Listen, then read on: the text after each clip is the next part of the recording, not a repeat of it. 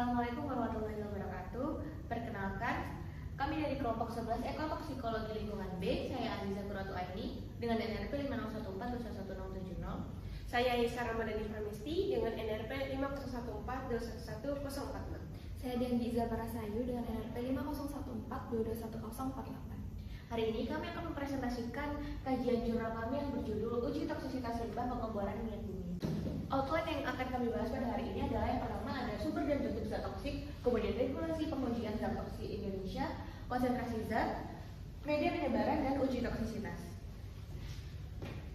Next. Yang pertama pendahuluan, latar belakang di adalah jurnal ini sebagai jurnal yang kami kaji adalah jurnal ini menggarisbawahi pentingnya sektor minyak bumi dan gas atau migas dalam pembangunan nasional, tetapi menyoroti juga dampak negatif dari limbah B3-nya. Tujuan dari penelitian di jurnal ini adalah untuk melakukan penelitian dan kajian tentang limbah B3 yang dihasilkan dari kegiatan eksplorasi dan produksi migas dengan menyoroti prosedur pengujian karakteristik dalam toksikologi. Metodologi yang dilakukan dalam jurnal ini adalah menggunakan data dari literatur yang relevan serta hasil penelitian sebelumnya, kemudian melakukan wawancara dengan kumpulan data dari industri migas di lokasi seperti Riau dan Balikpapan, dan mengevaluasi hasil pengamatan sesuai regulasi yang berlaku. Next. Sumber-sumber dari zat toksik ini yang dikaji dalam jurnal ini adalah berasal dari kegiatan produksi berupa slop minyak, yaitu limbah berupa campuran minyak dan air yang dihasilkan dari proses produksi. Kemudian sludge minyak yang merupakan endapan minyak yang terbentuk di dasar tangki penyimpanan atau alat pemisah. Kemudian dari kegiatan produksi berupa lumpur bor bekas, yaitu limbah berupa lumpur yang digunakan dalam proses pengemboran sumur migas, dan katanya pemboran berupa serpihan batuan yang dihasilkan selama proses pengeboran sumur. Next. Kemudian dari pabrik gas, yaitu sludge dari IPAL berupa endapan dari pengolahan air limbah di fasilitas gas plant. Kemudian absorber bekas berupa material yang digunakan untuk menyerap zat kimia atau kontaminan dalam proses pemurnian gas. Lalu sumber zat toksik dari laboratorium yaitu karbon aktif bekas yang digunakan untuk menyerap kontaminan dari gas atau cairan dalam analisis laboratorium. Kemudian dari kegiatan domestik yang yaitu berupa residu dasar tangki yang merupakan sisa limbah yang mengendap di dasar tangki penyimpanan minyak atau bahan kimia. Limbah dari pengeboran minyak ini dikategorikan dengan kode limbah D220 sesuai dengan pasal PP 85 tahun 1999, pasal 7 ayat 5 yang berbunyi limbah D220, D221, D222, dan D223 dinyatakan sebagai limbah B3 setelah dilakukan uji karakteristik atau uji toksikologi. Nah, berikut merupakan isi PP yang membahas mengenai limbah B3 D220, di mana limbah-limbah B3 ini dikategorikan sebagai kode limbah A331, A332, B331, B332, B333, B334 sesuai dalam lampiran 9 PP 22 tahun 2021 pasal 278 ayat 1. Lalu untuk uji karakteristik mengidentifikasi limbah sebagai B3 itu dapat dilakukan dengan melihat lampiran 10 pada PP 22 tahun 2021. Pada lampiran 11, 12, 13 mengatur tentang uji toksisitas untuk penetapan kategori limbah B3. Nah, berikut merupakan regulasi yang sesuai dengan limbah minyak dan pengeboran minyak pada limbah D220, yaitu diatur dalam PP nomor 22 tahun 2021 pada pasal 403 ayat 4 dan Permen SDM nomor 45 tahun 2006 tentang pengelolaan lumpur bor, limbah lumpur, dan serbu bor pada kegiatan pengeboran minyak dan gas bumi.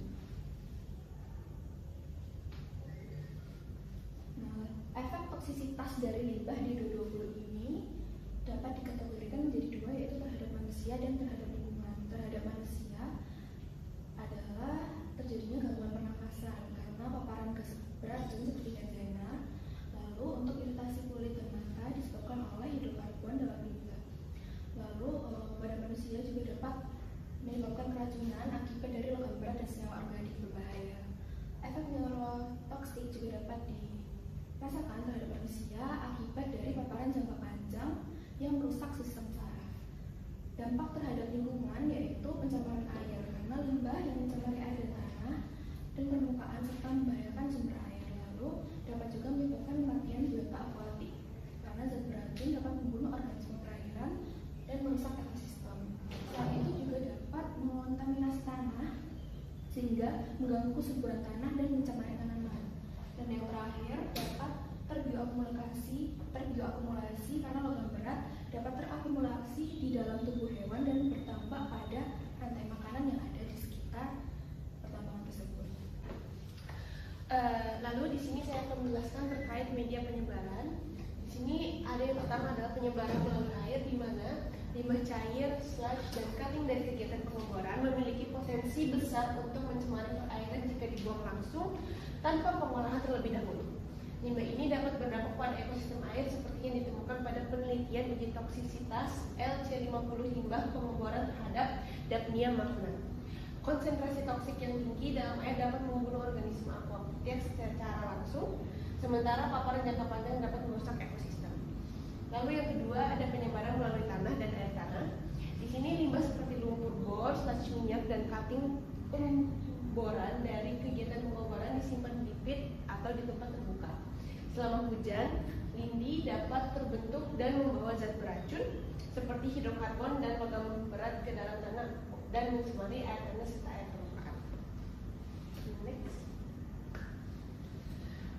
Di sini ada pengujian limbah LD 220, di mana dalam pasal PP 85 tahun 1999, pasal 7 ayat 3, pengujian limbah LD 220 dilakukan dengan uji karakteristik dan atau uji toksikologi.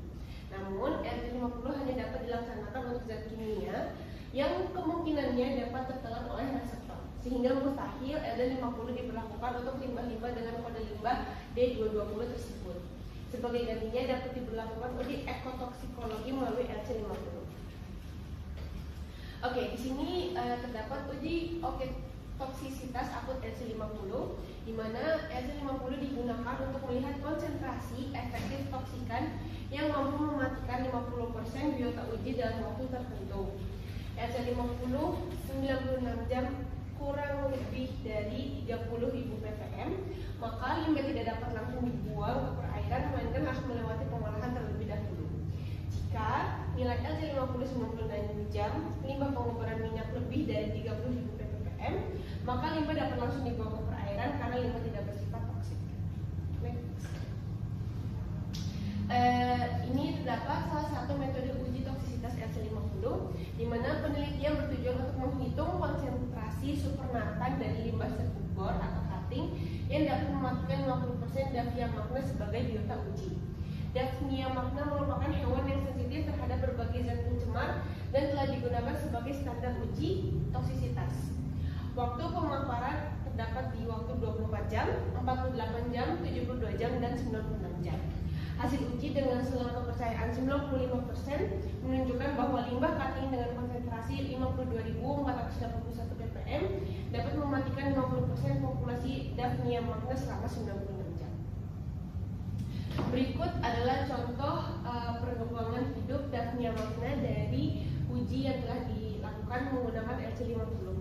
Di sini Daphnia magna merupakan salah satu organisme yang memegang peranan penting untuk ekosistem air tawar, dan penambangan minyak bumi dapat mengakibatkan dampak terhadap lingkungan seperti penurunan kualitas air dan gangguan terhadap organisme air. Jadi Daphnia magna pada uji 24 jam bentuknya masih utuh, namun pada uji 48 jam mulai keluar taring, dan untuk uji 72 jam bentuknya sudah lumayan hancur, dan untuk uji 96 jam sudah sangat